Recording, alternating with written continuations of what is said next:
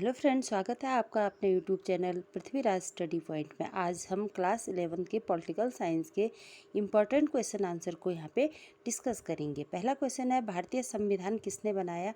तो भारतीय संविधान सभा ने बनाया।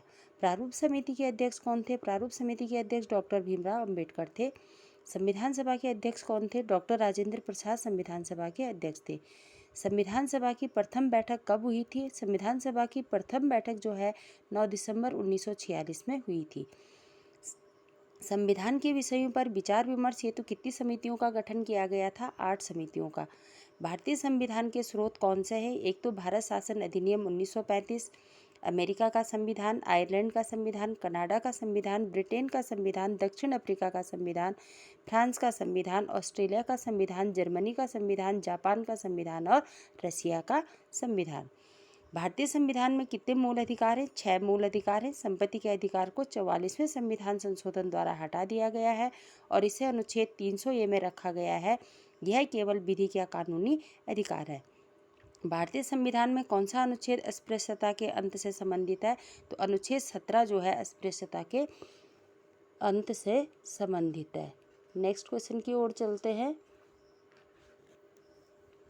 संविधान की सरल परिभाषा लिखिए।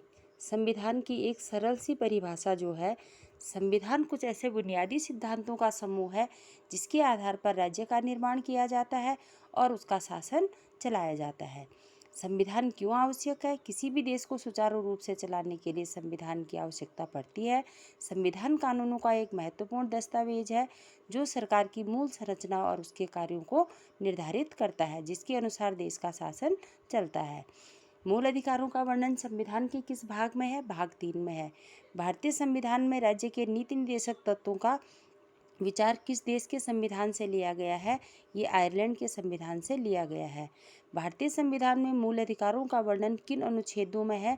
तो अनुच्छेद 12 से 35 तक ये हैं।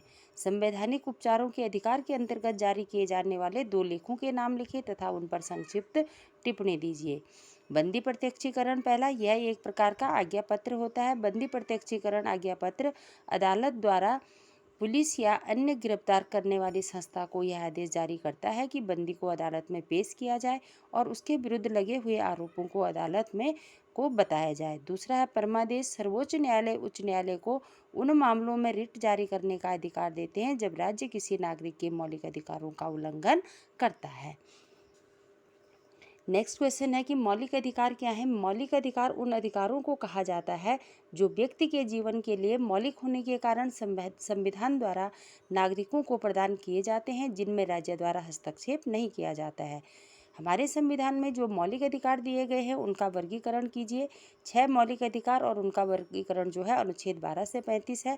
पहला है समानता का अधिकार अनुच्छेद 14 से 18, स्वतंत्रता का अधिकार अनुच्छेद 19 से 22, शोषण के विरुद्ध अधिकार अनुच्छेद 23 से 24, धार्मिक स्वतंत्रता का अधिकार अनुच्छेद 25 से 28, संस्कृति व शिक्षा संबंधी अधिकार अनुच्छेद 29 से 30 और संवैधानिक उपचारों का अधिकार अनुच्छेद 32। ये आपके एग्जाम के लिए बहुत इंपॉर्टेंट है। इसको हम विस्तृत रूप से बाद में डिस्कस करेंगे जो हमारा नेक्स्ट वीडियो आएगा।